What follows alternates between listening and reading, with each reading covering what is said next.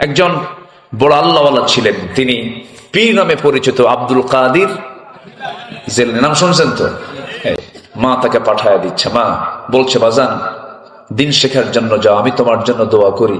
চোখের পানি ফেলে তার জন্য মা দোয়া করে দিলেন এবং সাথে শুধু একটা নসিহা করলেন, আমার কলিজার টুকরা আব্দুল কাদের, দূর দেশে তোমাকে পাঠায় দিলাম জ্ঞান অর্জনের জন্য, দিন শেখার জন্য যাচ্ছ তুমি, আমি তোমার মা হয়ে একটা শুধু নসিহা করি, একটা শিক্ষা দেব। জীবনের যে প্রান্তেই থাকো না কেন বাবা, আমার কলেজার টুকরা সন্তান, কখনো মিথ্যা কথা বলবা না। যাও, চলে যাও বাবা। মা শিখালো কয়টা কথা? বলেন কয়টা কথা? একটা কথা। তো আব্দুল কাদের মার কথাটাকে নিলেন, মাথায় নিলেন। দেখেন পরিস্থিতির মধ্যে তিনি পড়ে গেলেন, রওনা দিয়েছেন, রওনার পথেই ডাকাতদের কবলে পড়েছেন। কিসের কবলে বলেন তো? ডাকাতদের কবলে। ডাকাতের কবলে যখন পড়ে গেলেন, ডাকাতরা ডাকাতি করে, জোরপূর্বক সবার কাছ থেকে সম্পদগুলো সিনায় সিনায় নিতেছে, ত্রাস সৃষ্টি করেছে। সামনে আব্দুল কাদের এক পর্যায়ে পড়ে গেছেন। আব্দুল কাদেরকে যখন বলা হলো, ছেলে তোমার কাছে কি আছে দেখো, বের করো। পকেটে ছিল তার কিছু স্বর্ণ মুদ্রা, যা কিছু ছিল সব কিছু তার পকেট থেকে তার সামানগুলো সব বের করে তাদের সামনে রাখছে।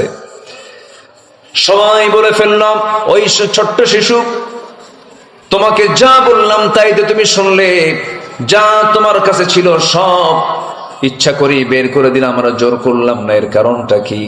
ছোট্ট ছেলে আব্দুল কাদের বলছে, আমার চাচাজি, তোমরা রাস্তায় আমাকে ধরে ফেলেছ, আমার মার উপদেশের কথা মনে হয়ে গেছে।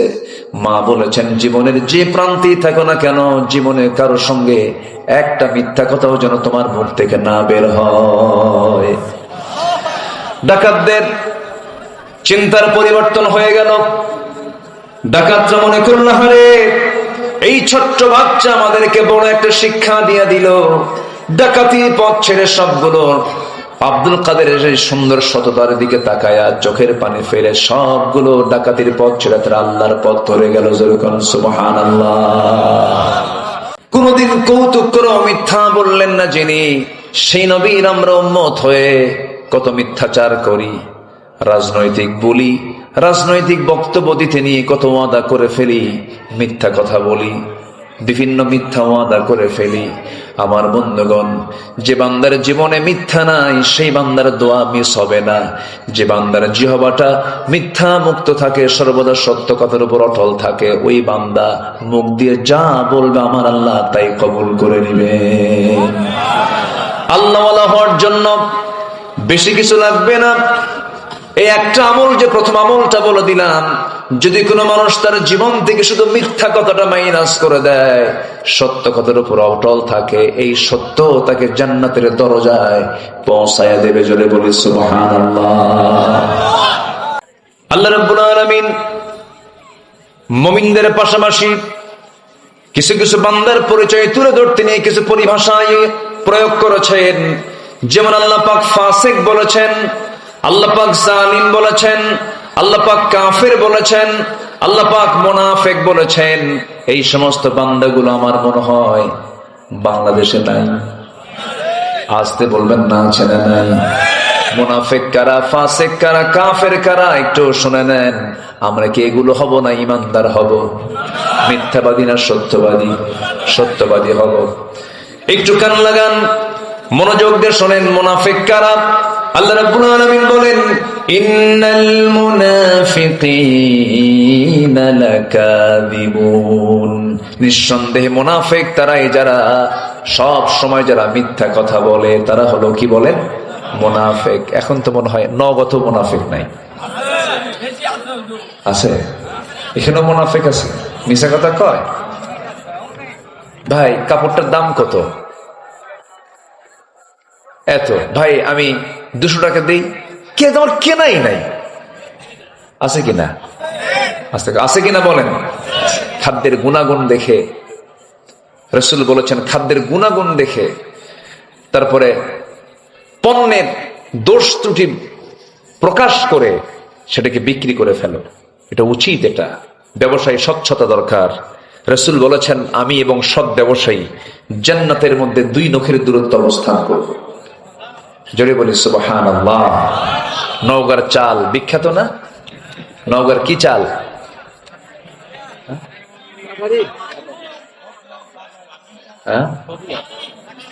কাঠারি। হ্যাঁ, তারপরে গন্ধ চালকে কি বলে জানো?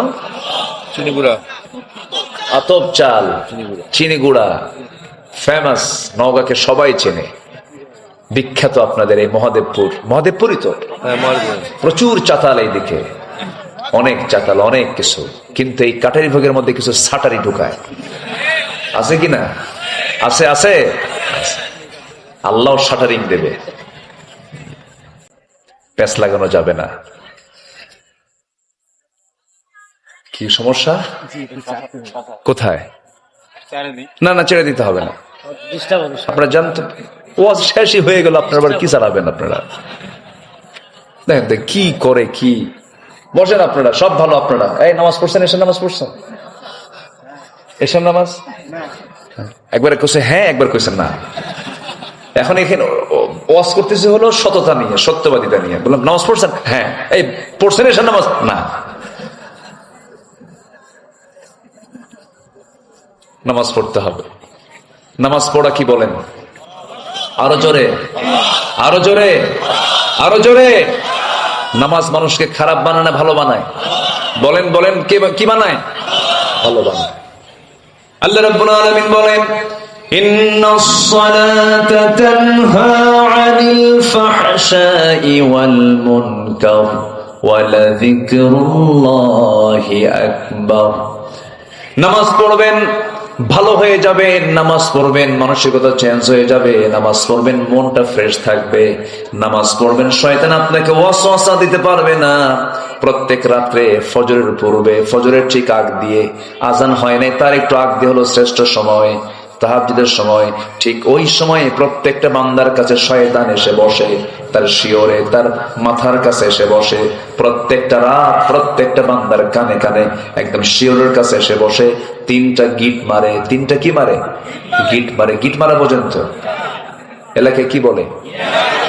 গিরা মারে। নওগাঁর ভাষা খুব মজার ভাষা।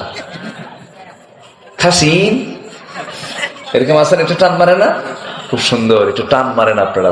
ভাষার মধ্যে অনেক মজা আছে। আলহামদুলিল্লাহ বলেন। আবার আপনি যাবেন জবাইবিলের দিকে। জবাইবিল একটা এলাকা আছে সাপাহার পশ্চার দিকে, ওইদিকে আবার সালাম দিতে পারেন, হুজুর আসসালামু আলাইকুম। একটু টান মারে। এটা টান মেরে আর একটা ভাষা সেখানে রয়ে গেছে। আবার আপনি নওগাঁর ওপারে দুপচাচিয়ার দিকে যাবেন, আরেকটা ভাষা পাবেন। আবার জয়পুরহাটে যাবেন, আরেকটা ভাষা পাবেন। চলে যাবেন রংপুরের দিকে, ওরা রংপুর বলে না, বলে অংপুর, হয় না। এই ভাষাগুলো কে দিয়েছেন বলেন তো? আসতে বলবেন না, কে দিয়েছেন? কে দিয়েছেন? আল্লাহ দিয়েছেন। খুব সুন্দর ভাষা আপনারা কথা বলেন। নামাজ মানুষকে ভালো বানায়। সবাই নামাজ পড়তে রাজি আছেন তো ইনশাআল্লাহ? কয় ওয়াক্ত নামাজ? 5 ওয়াক্ত নামাজ। 54 বছরও চলে গেল, নামাজের আইনটা কেউ আনতে পারলো না। আল্লাহ রাব্বুল আলামিন বলছেন, দেশ যারা শাসন করবে, দেশ যারা ক্ষমতা পাবে, হাতে যাদের পাওয়ার চলে আসবে, আমি আল্লাহ বলে দিচ্ছি 4টা বিধান তারা রাষ্ট্রে কার্যকর করবে। আমি আল্লাহ আসমান এবং জমিনের রহমতের বরকতের দরজা খুলে দেব। লা ফাতাহনা আলাইহিম বারাকাতিম মিনাস সামাই ওয়াল আরদ। 4টা বিধান আল্লাহ বলছেন, আল্লাযীনা ইন মাক্কান্নাহুম ফিল আরদি আকামুস সালাহ ওয়া আতাবুস যাকাহ ওয়া আমারু বিল মা'রুফি ওয়া নাহাউ আনিল মুনকার ওয়ালিল্লাহি আকিবাতুল উমুর। জোরে বলুন আল্লাহু আকবার। রাষ্ট্র ক্ষমতা পাবে যারা, 4টা আইন জারি করবে তারা। নাম্বার 1 হলো, ক্ষমতা পেলেই তারা নামাজকে কায়েম করবে। নামাজ কায়েম মানে হলো প্রধানমন্ত্রীর পিছনে মন্ত্রী পরিষদ নামাজ পড়বে, সেনাবাহিনী প্রধানের পিছনে ব্রিগেডিয়াররা নামাজ পড়বে, মেজররা নামাজ পড়বেন, ওসির পিছনে দারোগা নামাজ পড়বে, এসপির পিছনে ওসিরা নামাজ পড়বে, এমপির পেছনে জনগণ নামাজ পড়বেন, প্রত্যেকটা জায়গায় নামাজের পরিবেশ চলে আসবে।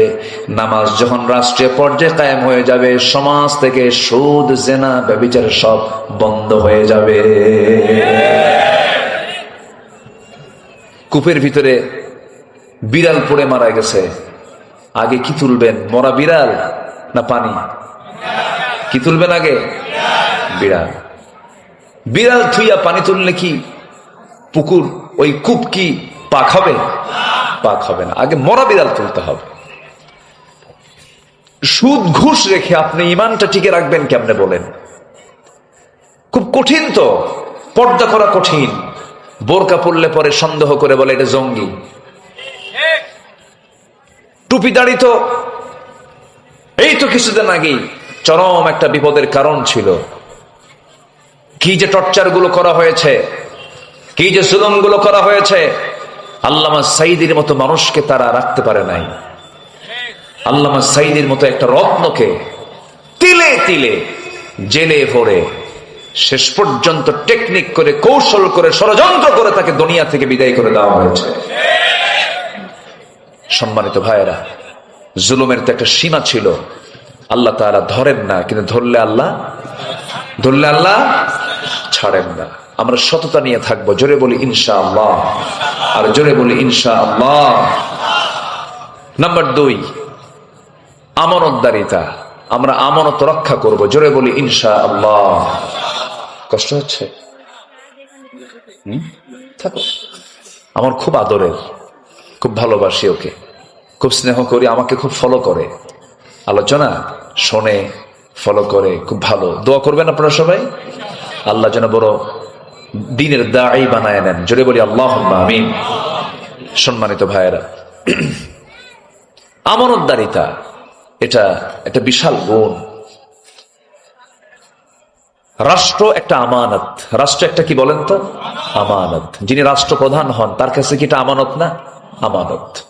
একজন খলিফা ছিলেন, 2 নম্বর খলিফা।